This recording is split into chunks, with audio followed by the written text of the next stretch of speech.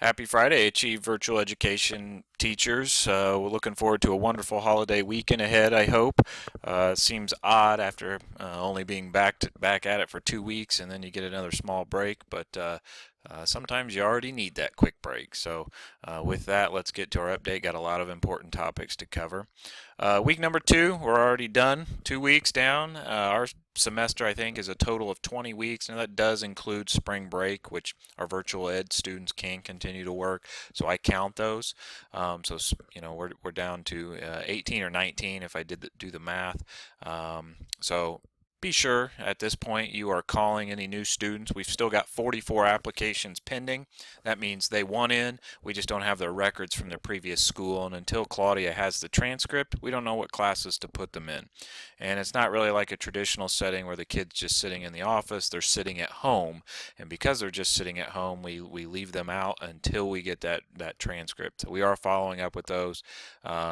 We did remove about 35 over 18 students who didn't earn any credits last semester. We withdrew them as disinterest, but then we've got about 44 new ones to replace them with. So we're going to be right at about the same number we were this past September. But be sure as you get those students you're calling, especially the new ones who don't know necessarily how to access everything just yet. Nothing will make them feel more comfortable and better, or their parents, than a quick reach out. I know a lot of you kind of wait for that first week or two, and you're probably starting that process now, but be sure to follow up with a phone call, not just the emails. The emails are very sterile, and a phone call is much more personal. So be sure you're doing that. Be visible, be available. Cleaning up the missing, I mentioned this a little bit in the last slide.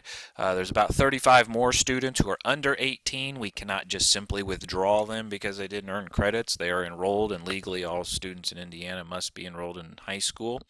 And so what I am going through the process of is reaching out to these students, seeing if they are going back to school. Some are. Some have, I'm given us a plan as to how they're going to improve this semester, and Miss Goodnight's already put them in classes, and others they are missing and we can't track them down. So I'm doing one last attempt to try to track them down, and then we'll follow up with the missing letter process and withdraw. As we get into February and as you have your spring semester students, January we're going to be taking kids till the end of the month, so giving me a name of a student that's only been enrolled for a week that you can't reach is a little early.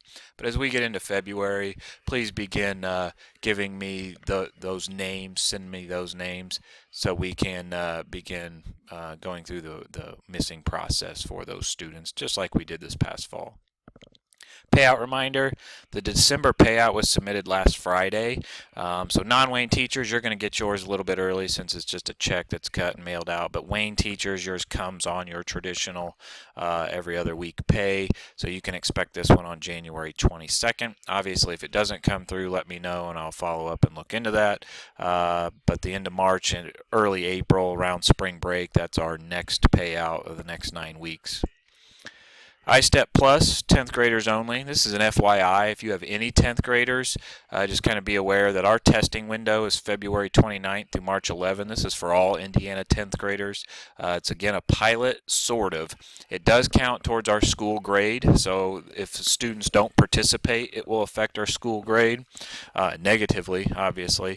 And if the student passes it, they will then be exempt from passing the ECA. Because the state feels the new test is more rigorous than the ECA.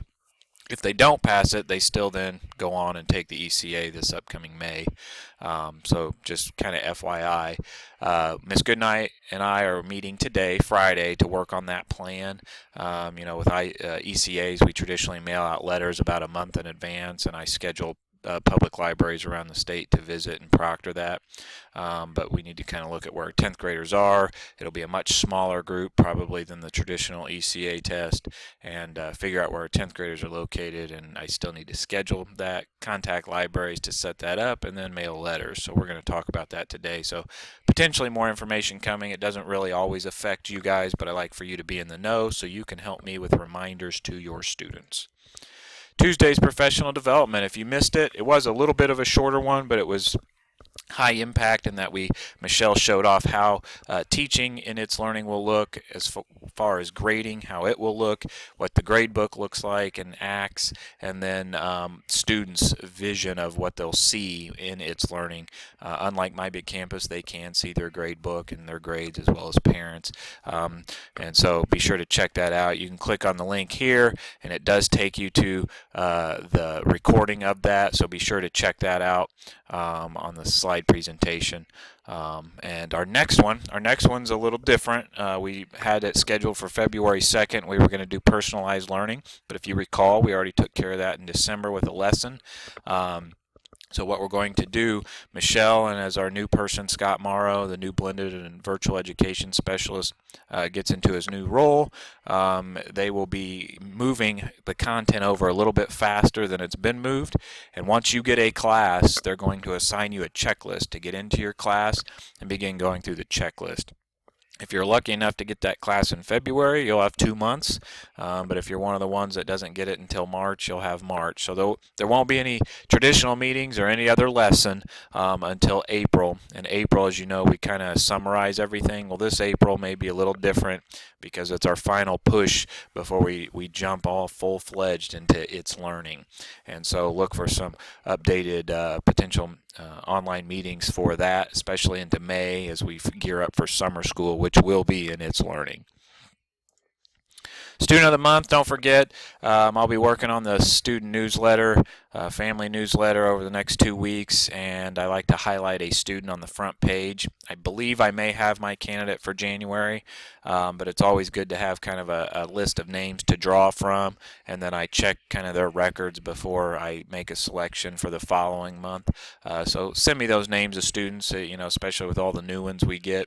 Potentially you've got some new students that are doing really well, and I can highlight them on the front of the newsletter. It's always kind of a cool thing. Enjoy your holiday weekend. Enjoy the 3 days off. Try to stay warm. It sounds like we're in for some frigid weather, so be safe, and can't wait to see you guys again next week. Have a great weekend.